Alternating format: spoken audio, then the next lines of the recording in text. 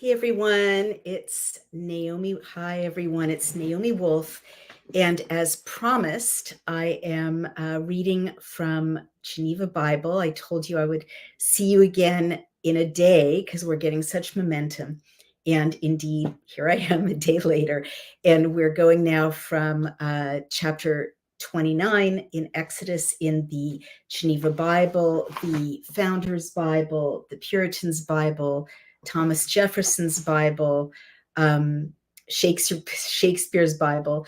We're going from the chapter 29 that we read yesterday, which was all about how the priests, Aaron and his sons, should dress, their ritual garments, the gold bells, in approaching it's translated as ministry, but in Hebrew it's the service, in the Mishkan, translated as Ark of the Covenant in later translations, but in the Hebrew it's the presence, the sacred presence, and the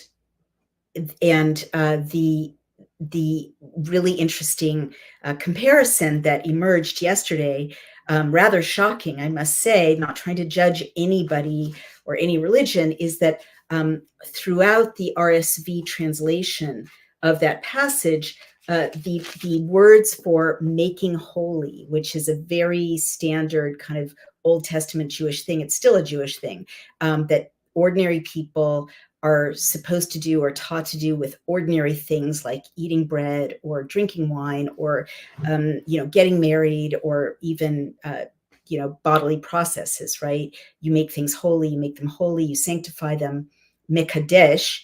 Well, there's a lot of mikadeshing of the Aaron and his sons, the first priests in the Judeo-Christian tradition, in the original, and the RSV translates it throughout as ordination, and it's not ordination.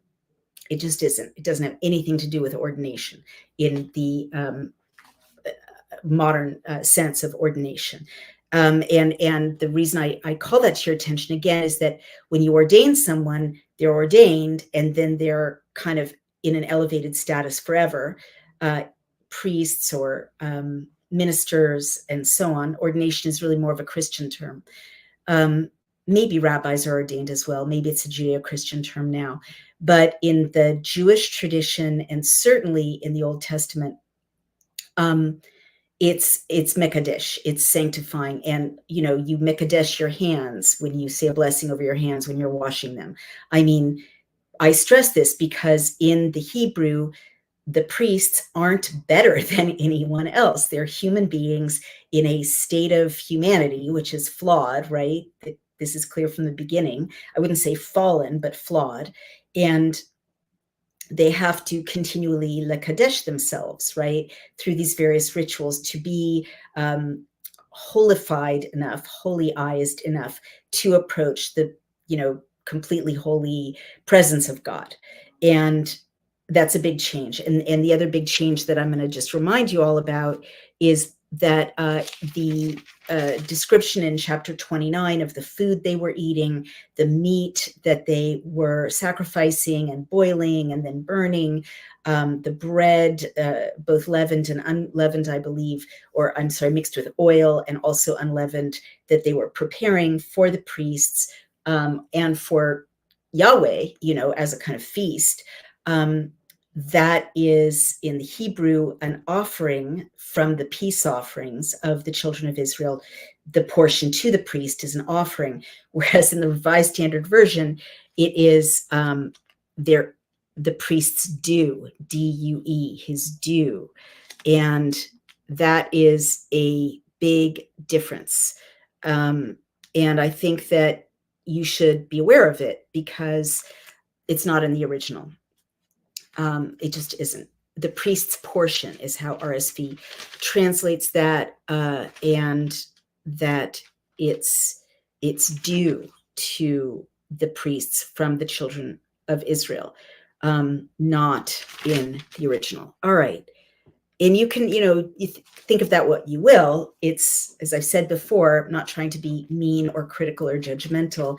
It's human nature that when a religion becomes elaborated, authority is assigned or arrogated to people who are the gatekeepers of the religion. But I will say over and over, and I don't think it's disrespectful. In the original, there is not this role of gatekeeper. There is a role of someone who is of service, and actually a whole family, Aaron and his sons, the Kohanim. They are definitely serving, and that's the word, shirut is service. It's not ministry, right? In the Christian sense, they are serving God in this very special ritualistic role, but they're not better than anyone else. All right, let's go to chapter 30, and no disrespect, right? I'm just trying to stick to the original language. All right, chapter 30 of the Geneva Bible. The subheadline says, the altar of incense, the sum that the Israelites should pay to the tabernacle, the brazen laver, which is a washing basin from lavage in French, right? The anointing oil, the making of the perfume. So this is very lovely. Furthermore, and this is God speaking to Moshe, furthermore, you will make an altar for sweet perfume of shittim wood, which is acacia wood. You shall make it. The length thereof a cubit, and breadth, and the breadth thereof a cubit, it shall be 4 square. And the note says, upon this, the sweet perfume was burnt. And the height thereof 2 cubits, the horns thereof shall be of the same. And you shall overlay it with fine gold, both the top thereof and the sides thereof round about, and his horns. Also, you shall make unto it a crown of gold round about. And the note says, or a circle border. And then there's a lovely illustration. It says, this altar was 1 cubit long and 1 cubit broad, and in height was 2 cubits. The rest may be understood by the former figures. And I just love how literally these authors, take this. There you can see the dimensions of what is being created there. Besides this, you shall make under this crown 2 golden rings on either side. Even on every side shall you make them, that they may be as places for the bars to bear it withal. The bars you shall make of shittim wood, acacia wood, and you shall cover them with gold. After you shall set it before the veil that is near the ark of testimony, before the mercy seat that is upon the testimony, where I will appoint with you. And that means meet with you. And the note says, that is in the sanctuary and not in the holiest of all. And Aaron shall burn thereon sweet incense every morning. When he dresses the lamps thereof, shall he burn it. And the note says, meaning when he trims them and refreshes the oil. Likewise at evening, when Aaron sets up the lamps thereof, he shall burn incense. This perfume shall be perpetually before the Lord throughout your generations. Ye shall offer no strange incense thereon, nor burnt sacrifice, nor offering, neither pour any drink offering thereon. And the note says, otherwise made them this which is described.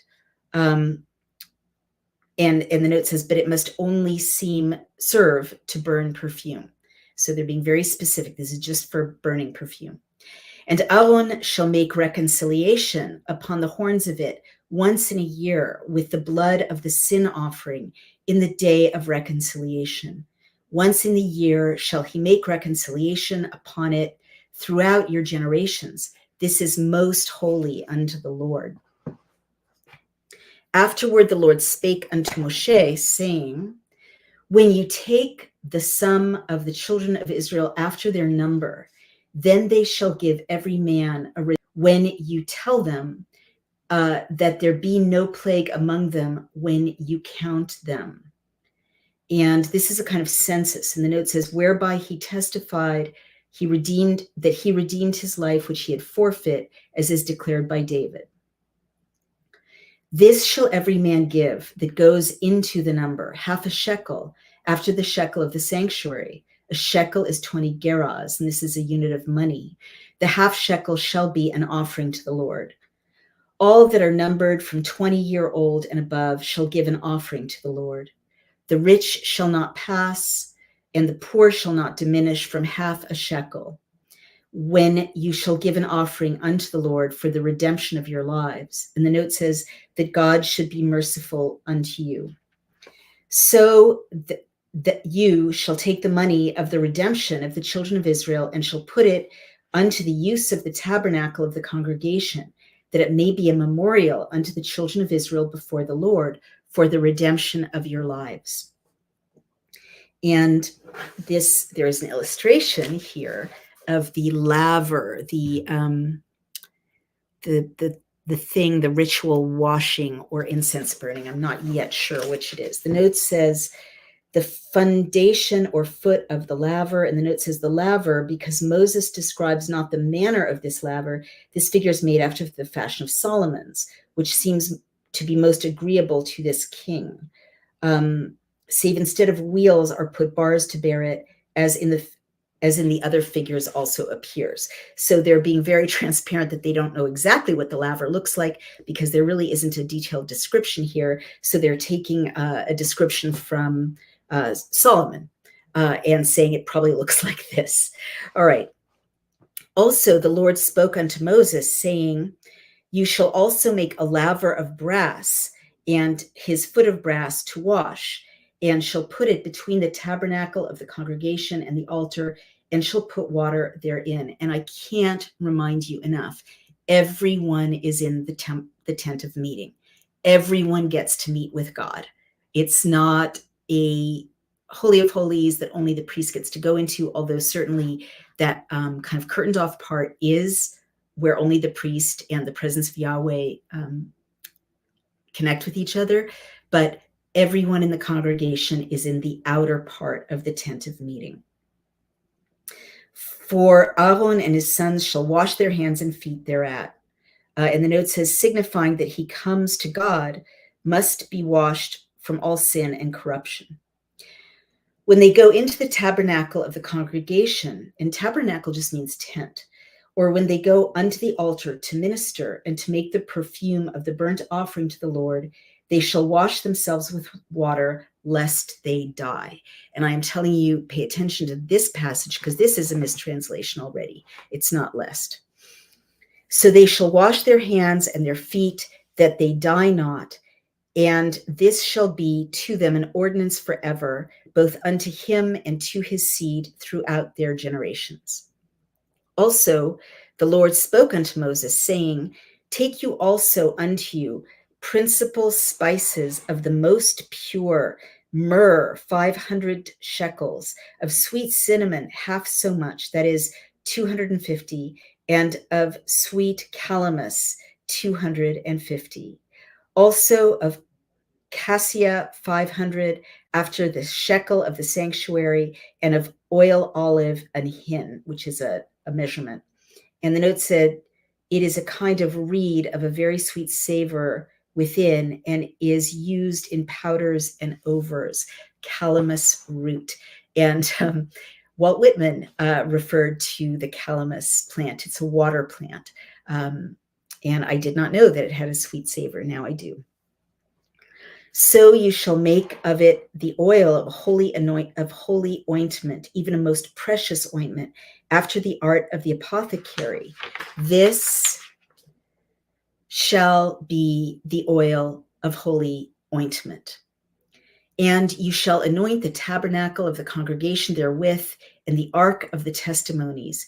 And the note says, all things which appertain to the tabernacle. Also the table. Remember, there's a beautiful golden table that the bread is resting on.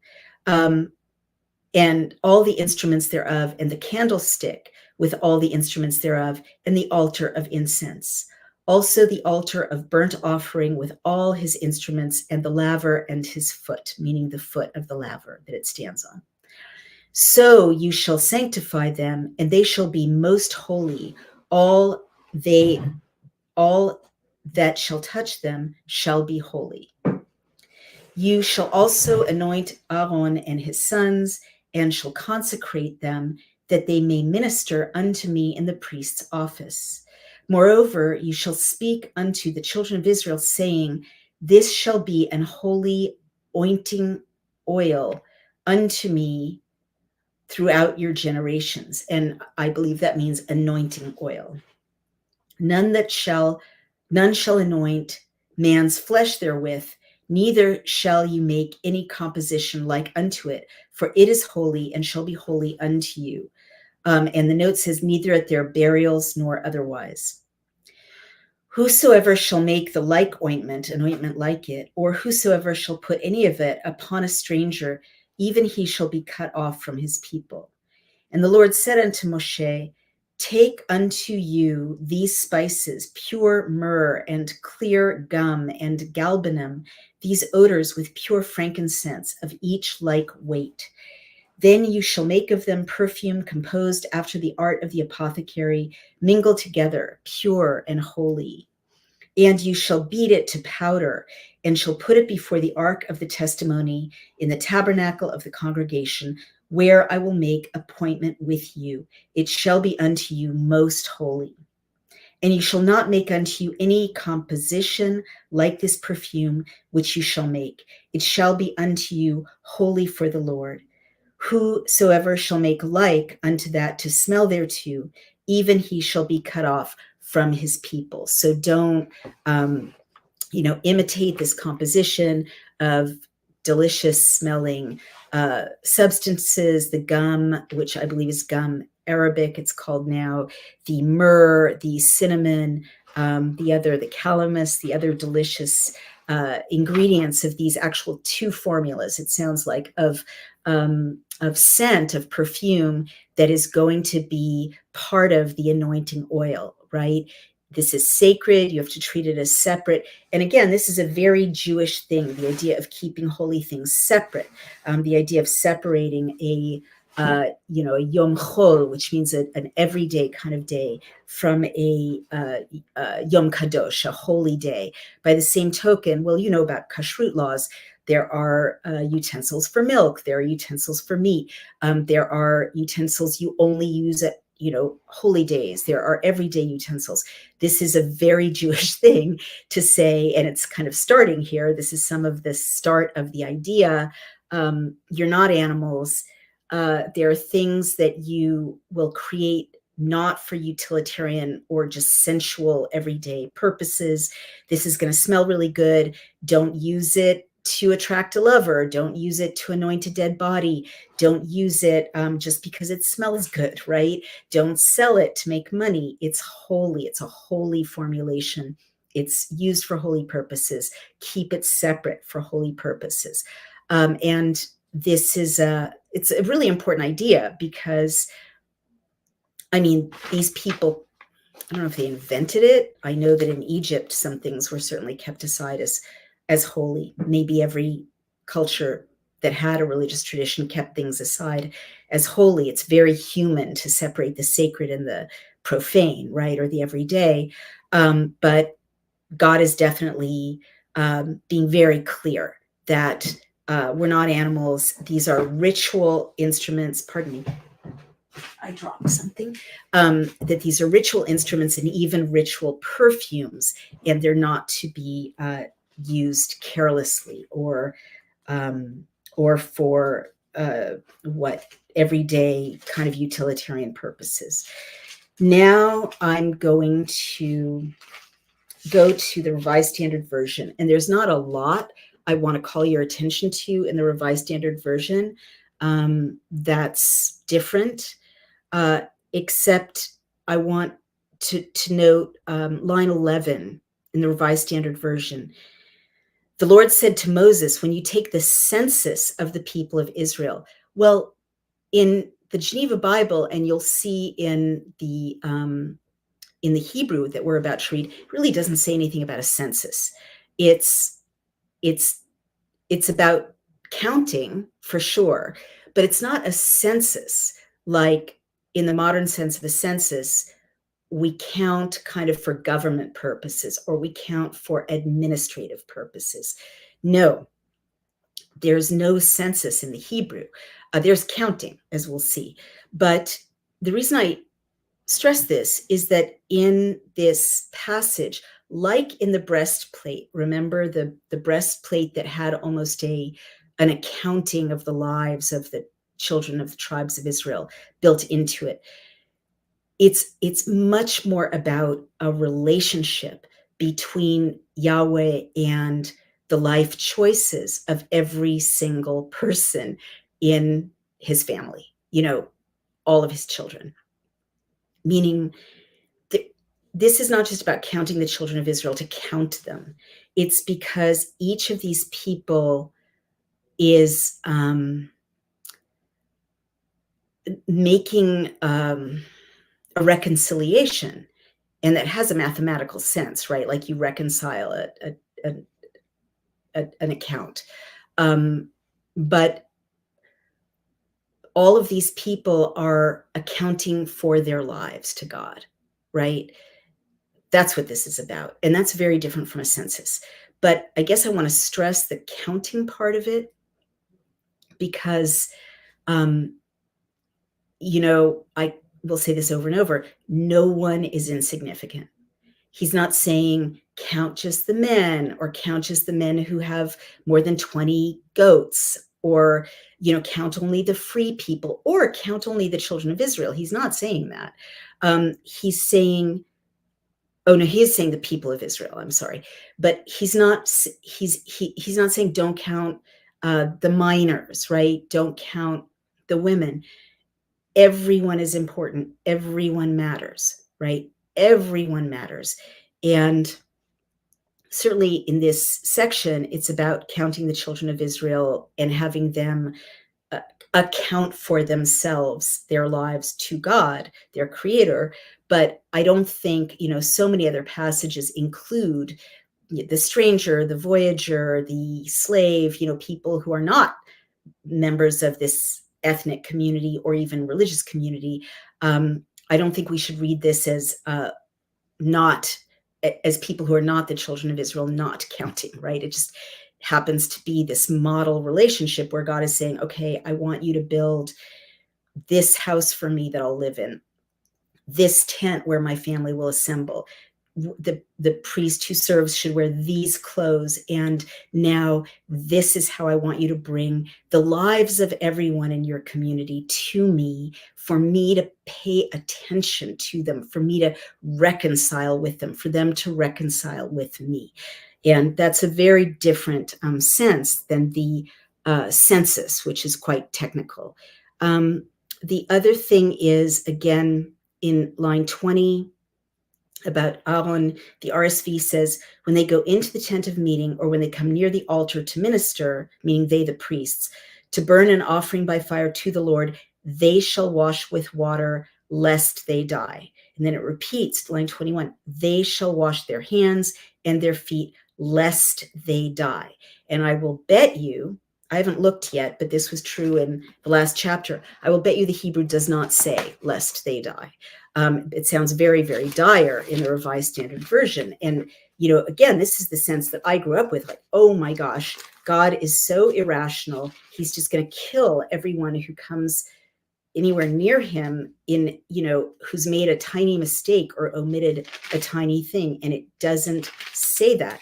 And the other thing I want to call your attention to, not being mean to the Roman Catholic Church, just calling attention to discrepancies. In line 32, it says about the oil. Remember, at the end, Yahweh was saying, don't use it for banal purposes. Don't use it just to smell good on a date. Don't use it to anoint a dead body. Line 32 says, line 31 says, this shall be my holy anointing oil throughout your generations. In the Revised Standard Version, it says, it shall not be poured upon the bodies of ordinary men, and you shall make no other like it in composition. It is holy, and it shall be holy to you. Well, let's really think about that.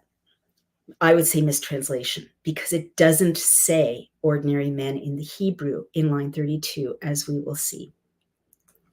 In the Revised Standard Version, it seems to be saying this oil, which is used to anoint priests and the altar, shall not be poured upon the bodies of ordinary men. It seems to be saying, unlike the priests who are not ordinary men, or who are made not ordinary men through the anointing. No, it doesn't say that. It has no hint of that in the Hebrew. It says nothing about ordinary men. So let's, and this is, aligned with a theme that I keep stressing, which is there are no gatekeepers between humans and God in the Hebrew. There are priests who serve, sherut, right? They perform a service, but they are clearly human beings who are being prepared with the ritual garments, the washing, the anointing, to be in God's presence, to align with God's vibe, really, God's very holy vibe, but they are not set aside forever their whole lives as infallible beings, mouthpieces for the will of God beyond ordinary mortals. That is not in the Hebrew. That's not what God is saying in this text. It just isn't. He's clearly saying that the priests are ordinary human beings like everyone else. Like everyone else, they are not holy in and of themselves. They have to mekadesh, holify themselves to come near him. It's not a one-time thing. They're not ordained forever and therefore holy or special. They're just people like everyone else, and everyone needs to can holyize themselves, their clothes, their hands, by washing, by prayer, by ritual, by blessings, to come close to God. Everyone can do it. It is a process available to everybody. The priest definitely has a unique role, and it's spelled out here, but it does not set the priest apart from from human beings. He is a human being, and his sons are human beings. All right, now let's go to the Hebrew, shall we? And let's see, what were the lines I really wanted to look at here? I wanted to look at 30:11. Let's see what it says in the Hebrew. This is the census. So, Vayidaber, and spoke Adonai el Moshe, Yahweh, God, to Moshe, Lomar, saying, Ki tisa et rosh bnei Israel, because you will lift up the head of the children of Israel, li pekudehem, according to their numbers, ve natnu ish kofer nafsho. Now, lepekudehem does mean according to their numbers, right? But mifaked is also someone who takes responsibility. And so there's a sense of people are being enumerated, but they're also taking responsibility. Venatnu ish kofer, and each man will give kofer, as you saw before. It's the same root as kaporet, which is the mercy seat. It's translated as mercy seat. It does relate to Yom Kippur, atonement. So it could be every man will give atonement, kofer nafsho, for his soul, for his spirit, l'Adonai, to God, bip kod otam, in the counting of them, or in the accounting for them, velo ye bahem negef bipkod otam, and there will not be a plague among them in the counting of them. So this is very different, and this keeps happening. In the Hebrew, there is no plague among them. And in the translation, it says, lest that there be no plague among them. So the English translations keep being more dire than the Hebrew original. This is really saying when everyone accounts for himself, and it's like person by person, right? And for his soul, and a koper, atones for his soul, right? Sorts out whatever he did wrong, to God, with God, and there will be no plague. In Hebrew, it's really saying when the community is taking responsibility, every man for himself, implied every woman for herself, with God, and atoning for things they did wrong, that they know they did wrong, atoning for their spirit, for the things they know weren't right, that they did, therefore there will be no plague among them. That's the sense of it, that plague, I'm not going to say you get all of this directly, but it's implied. When people are in harmony with God, the whole community is healthy. And the implication is the negative: when people don't take responsibility for themselves, when people don't account for what they may have done wrong, what they know they may have done wrong, when people don't go through that process of self-scrutiny to be reconciled with God, to be in the same vibration as God, which is a, moral vibration, then plague can enter. Then there can be plague among them. It doesn't spell out the negative, but it's kind of implied because of the and when everyone does this moral accounting, and there will be no plague. So it doesn't just doesn't have that vibe of English translations of you better do this, you better really beat your breast and fall on your face and tell God what a miserable worm you are, because otherwise he will give you plague, right? That is not the sense here at all.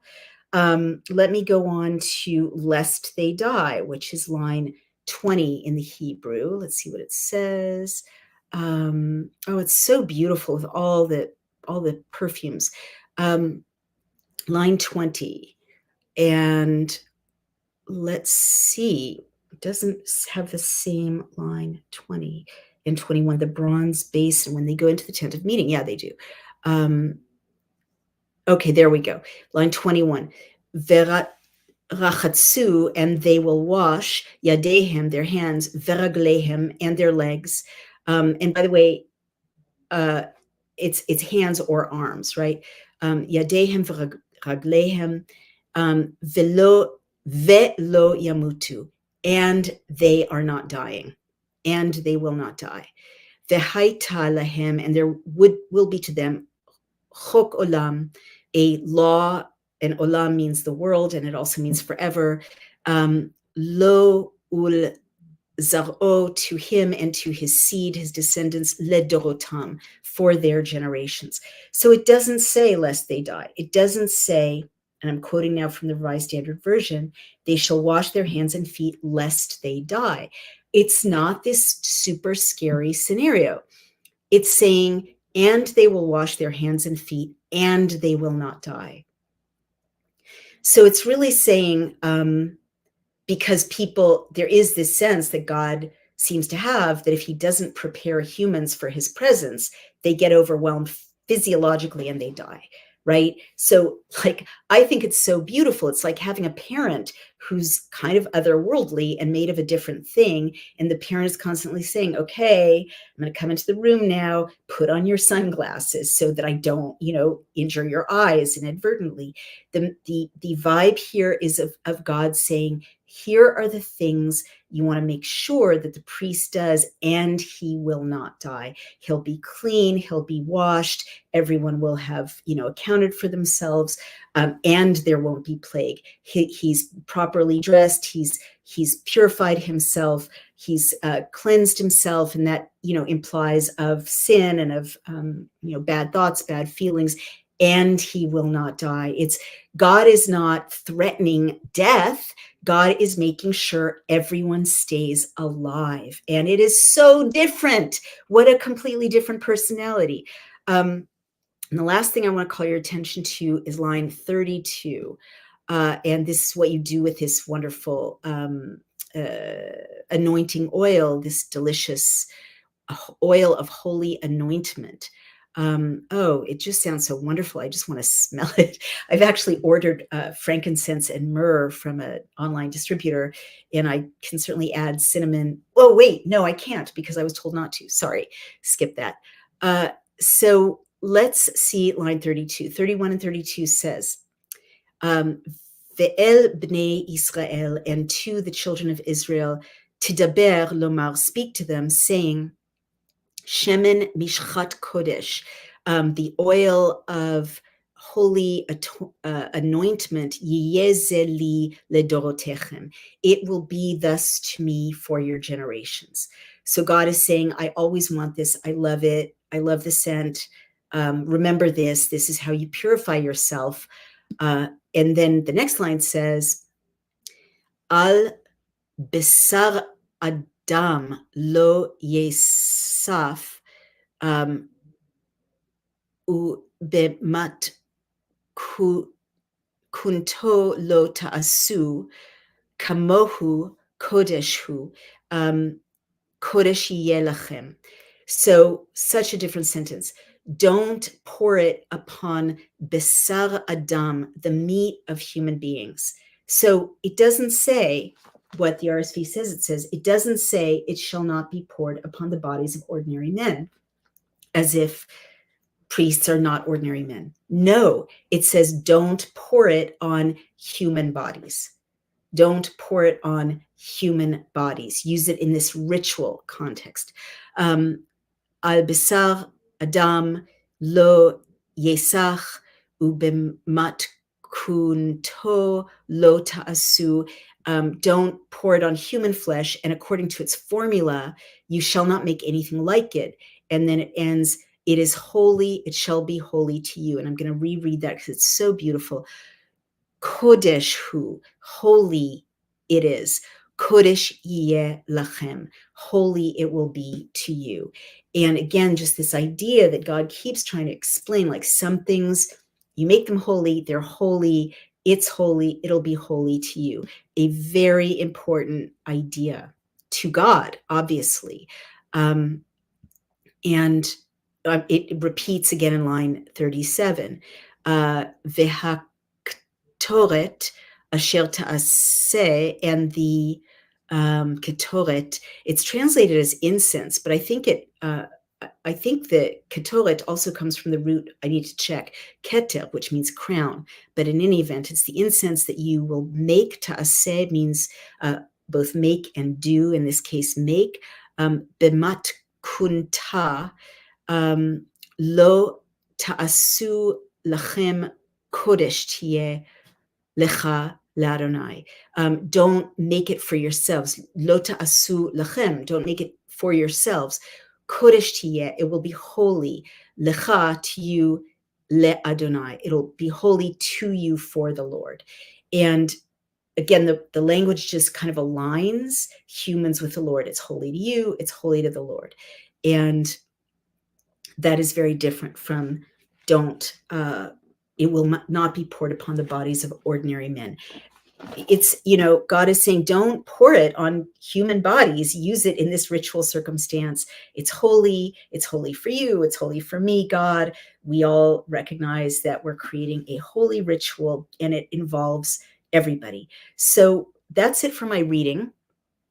I really hope you're getting the sense, I really do, that God is throwing a party, right? I mean, there's really no other way to look at it. He's inviting everyone, everyone in his immediate community, for sure.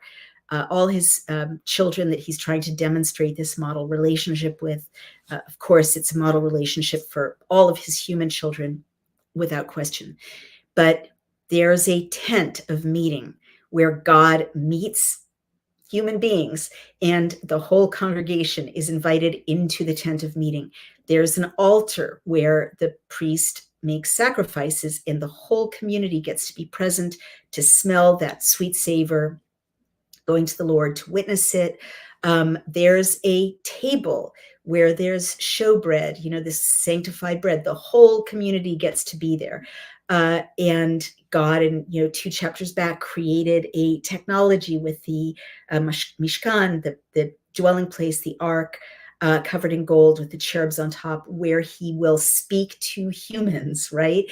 And here he is saying, okay, in addition, I really want you to make this lovely formula of incense that you can burn, and I'll smell it and it'll smell wonderful. And you can also distill it into an oil and use it to anoint the altar, use it to anoint the priest. It is holy, and it's holy to me. It's holy to you. So he's really habituating people with this idea that they can come to his party and be present. And it's really good and important for them to prepare themselves to come to this party by doing a moral inventory and making sure they're not angry or adulterous, or they haven't stolen something that they haven't put back, and account for themselves with God. And again, it's not in a punitive way. It's not like I want them to atone or else I'll destroy them. It's like I want them to atone so we can be closer, right? Because if they're not in a state of alignment, of moral purity, right? And I don't mean like inhuman purity, but like human beings taking responsibility for themselves. We can't meet and be close and have a party, because the sin or the thing you've done wrong, that you have lied to yourself about or whatever, stands in the way of us getting close. God is saying, do all these things to really like put on your best dress, right? Before this party, like do a moral inventory. Let me know if you've broken one of my commandments or several of them. Let me know. Tell me, like, be sorry. He's not saying like, tell me how awesome I am. He's saying like, check yourself out, clean it up inside and outside, and come visit me, right? And the clean it up inside and outside is so that humans can be in a state where they can connect most effectively, most completely with God and enjoy this festivity of holiness, right? But it also sounds like a lot of fun with lots of delicious smells and scents and beautiful things. Again, we talked about how God requested the art, God requested the embroidery, God requested the filigree details at the top of the Ark of the Covenant. God's requesting the myrrh and the cinnamon, these beautiful scents. I mean, this is very human-like, right? And that's why I've written an essay called Do We Resemble God? Maybe the artistic impulse, the way we love things that smell beautiful or that look beautiful, are kind of God's, paternity in us, right? These are godly languages. These are like, God likes beauty, God likes the loveliness of his creation, the way it smells good, the gold, right? The bells, I mean, maybe the thing in us since childhood, right? Children love this stuff. That responds to that is not a human thing, but a human thing in the Venn diagram where we are children of God. All right. I hope that's helpful. Oh, interesting. System Note says RSV is based on the Westcott Hort Greek text rather than the authorized Textus Receptus. KJV is best. That's very interesting, and that certainly explains a lot of the kind of more Greek than Hebrew concepts, like tabernacle instead of tent, right? But I know that King James Version is better, and it's certainly a great work of poetry. But again, even that was authorized by the state. This was written against the weight of the state. The people who wrote it would have been killed, and some of them were killed actually, by the state. So I'm not saying don't read the King James Version. I'm just saying that in my assessment of the pressure of politics on these different translations, this translation, if you don't read Hebrew, obviously, this translation written by dissidents under the threat of death from the Hebrew is the most accurate that I've seen, the most pure. And that's so interesting. These are two totally different traditions, the Greek and the Hebrew, into English. And I will just say again and again, two totally different philosophies. And they are not in alignment, right? They are oppositional. And that's why, a lot of, I mean, we won't get into this now, but there was a split with Paul, right? And there are things about Greek thought processes that are anathema to Jewish and Hebraic thought processes way back, and probably vice versa. But certainly the officialness that you see in a lot of Greek and Latin into English translations isn't present in the Hebrew. And these are just two totally different civilizations. They're also different times in history, right? Like the Hebrew from which this is translated is from a desert nomadic tribe, not yet giant cities, wandering around with some sheep and goats in the desert, not yet with even a very complex social structure, right? Whereas by the time the Greeks came around, let alone the Latin, highly developed cities, armies, officials, bureaucracies, as well as completely different philosophies like Stoicism, and completely different ideas about God, including idolatry. I'm sorry, but these are totally different, right? Or a pantheon, multiple, multiple gods. I mean, so you've got to kind of see these as two different filters, and they are not in alignment. The Hebrew filter and the Hellenistic filter of thought and language do not align. They are diametrically opposed to each other. So let's see, what else do we have to say? God can't punish or reward you. It's just like electricity. If God was angry at you or happy with you, you've attributed a bit too much human traits to him. It's metaphorical language to scare you in the right direction, says Roscoe REA. I mean, I don't agree with you, Roscoe, but that's an interesting point of view, and you're an old friend, so greetings to you. Political physician MD says, Hebrew is such a beautiful language. I wish I knew how to read or speak it.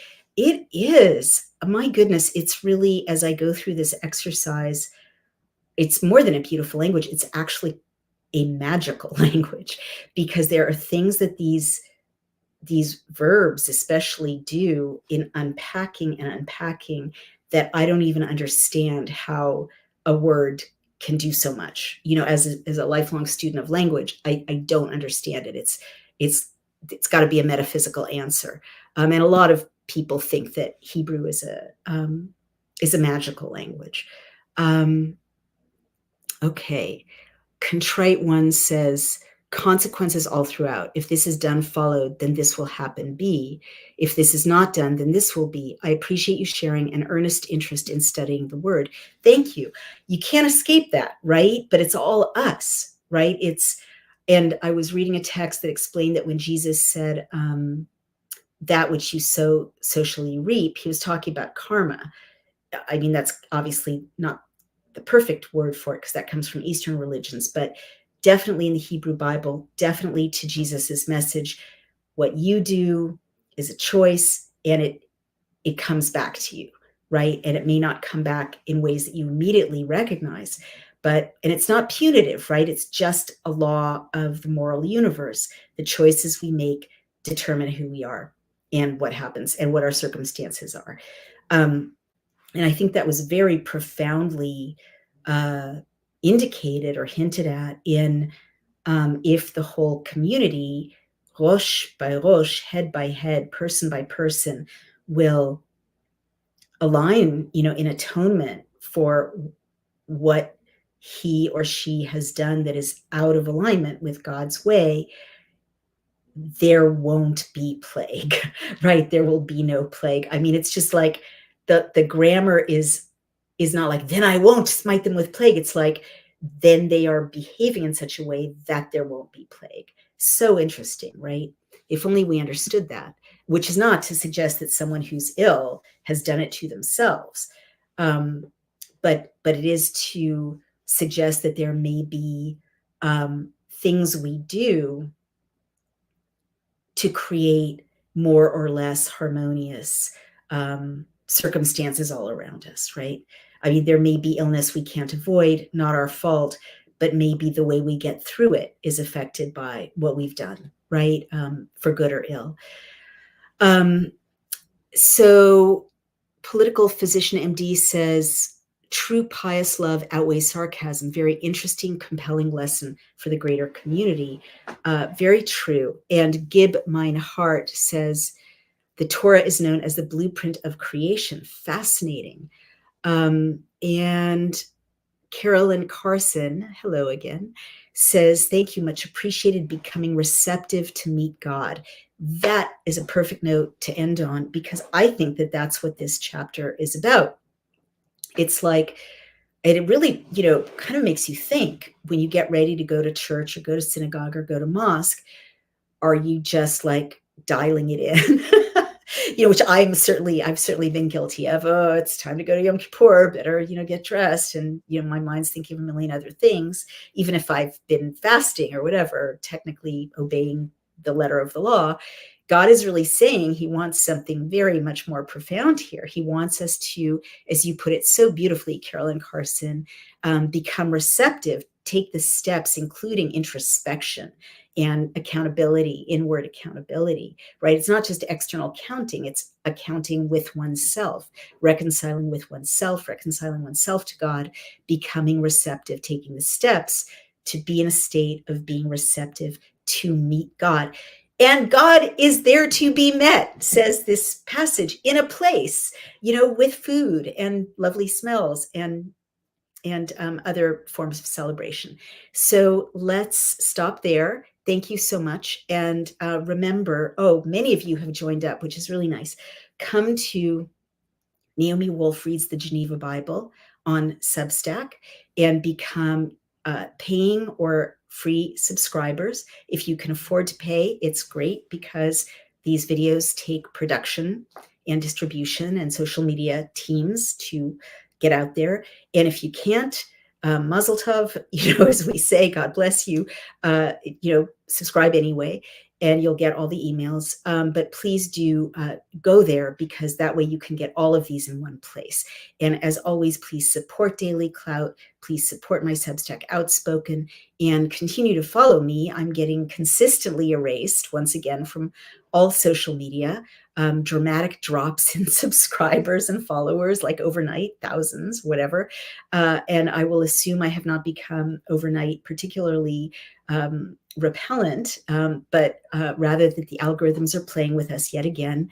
In the week that the Supreme Court decision told the White House that for now it's not illegal yet to inhibit Americans' freedom of speech. So I need you to help me keep speech free and help me keep these readings available to everyone. Thank you so much. I love you all. Take care, and I'll see you tomorrow.